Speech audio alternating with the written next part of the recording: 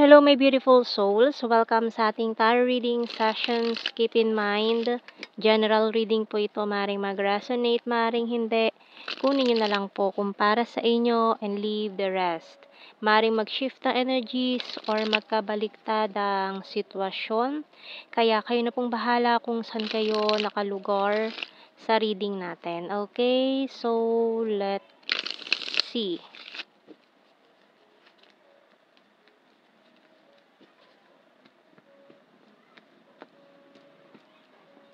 We have here the Seven of Pentacles and the Three of Swords.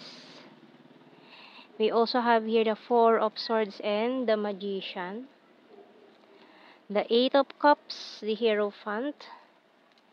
This Eight of Swords and the Knight of Pentacles.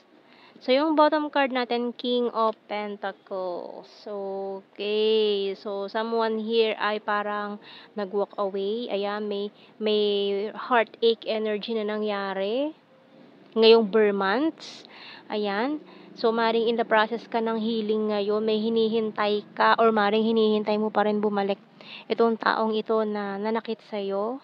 Ayan, na nag-cause ng heartache, heartbreak. So, tingnan natin anong message ng Archangels.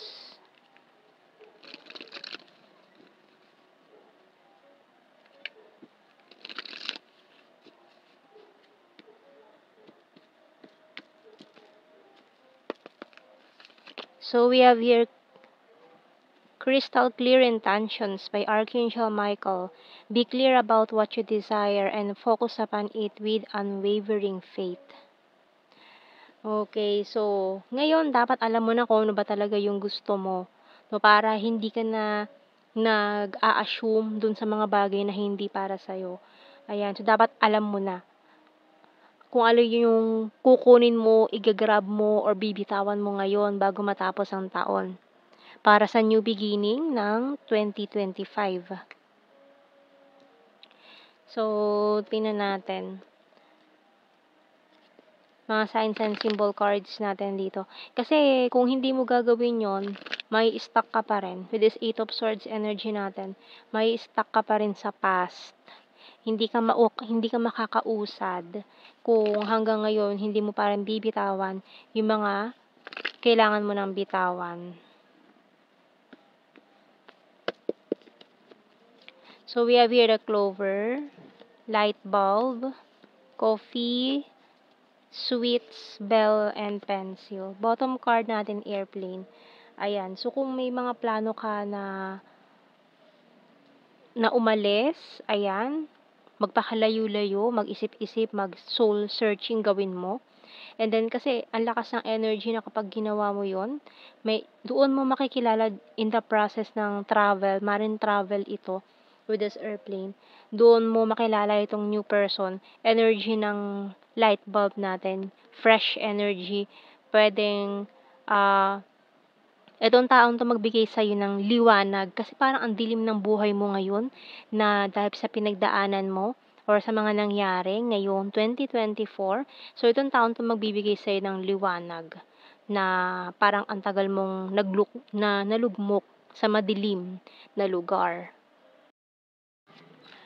So, tingnan natin mga messages natin sa Tarot Messages, Oracle Cards.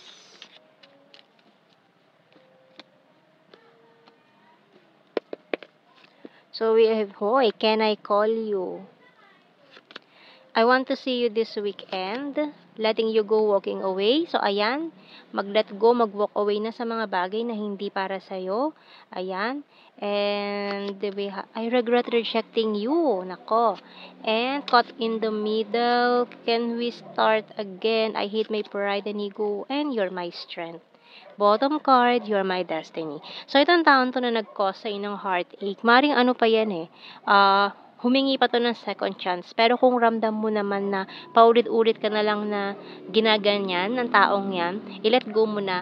Kasi maaring hindi pa rin, kung third party yung naging dahilan ng separation ninyo, nitong taong ito na nag-cause ng heartache sa'yo, maaring hindi pa rin siya titigil sa third party issue na yun, or baka hindi niya totally layuan yung naging cause ng separation nyo.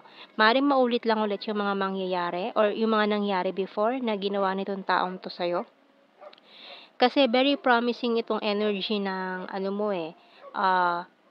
pag-let go mo. Once na mag-let go ka na sa taong ito, ang lakas ng energy kasi na itong someone new na paparating, baka ma-delay ito. Sayang naman kung made-delay pa ito dahil sa pagbibigay mo ng second chance sa taong ito. Lalo na kung paulit-ulit niya ng ginawa yon, naniloko ka or nagkaroon ng third party, paulit-ulit na lang yan.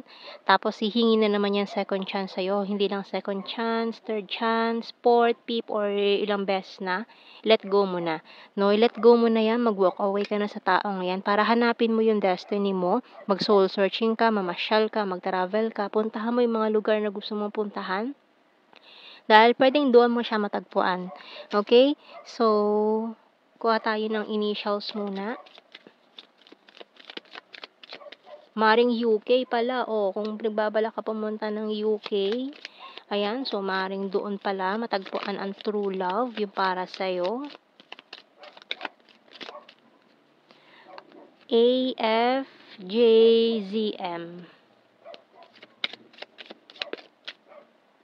Letter S, Q, I ang bottom card. Ayan. And let's see more messages.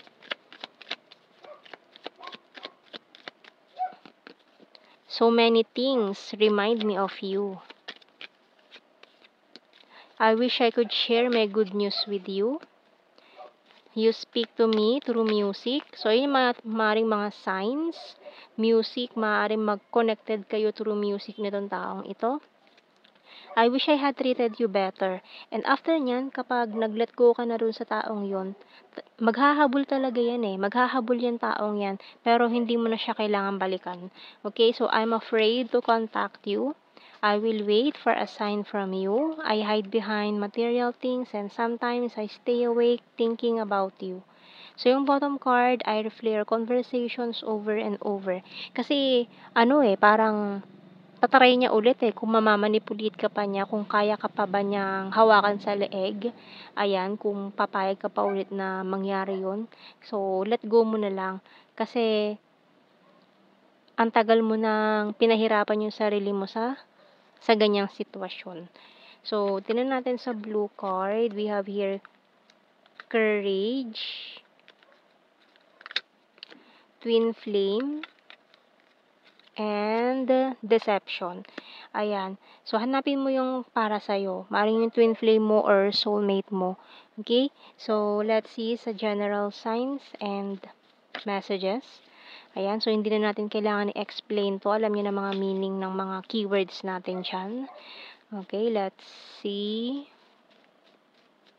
So, we have here city. So, maaaring sa city mo siya matagpuan sa isang malayong syudad na hindi mo pa napupuntahan. We have here December. So, ngayon December talaga, We have here future lover. Ito na yung future lover mo, hinihintay ka. And we have here logical. Cup is water sign. Cancer, Scorpio, Pisces, North PH, creepy stalker, number 9, funny, and chaser. So, itong taon to na maghahabol sa'yo, na ginawan ka ng hindi maganda pa ulit-ulit na lang. So, bitawan mo na yan. So, we have here April, sweet, Hilarious, number 10. Coins is earth sign. Taurus, Virgo, Capricorn, smart, shy at first. Cancer sign. Divine masculine. Long distance. So, ibig sabihin, nasa malayong lugar talaga yung para sa'yo. Nasa long distance pa kayo.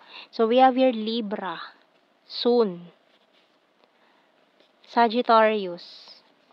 Soulmate. So, ayan, yung soulmate mo, hinihintay ka na from afar, from a distance, nasa malayong lugar. And, Luzon. Pwedeng nasa Luzon. Ayan, party animal. Water sign, Cancer, Scorpio, Pisces, caring, full of charisma. Mindanao, maring from Luzon yung isa, nasa Mindanao yung isa. Ayan, pwedeng, ayan, divine, feminine, high expectation, private person, November lake, maring may malapit sa lake, maring sign ito na malapit sa lake yung taong yon.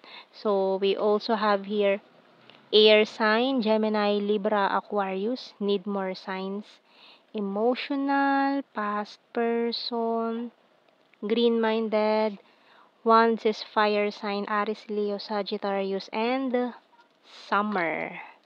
So, yan ang ating reading, my beautiful souls. Thank you for watching. Take care, and God bless. See you in our next reading, guys. Bye-bye.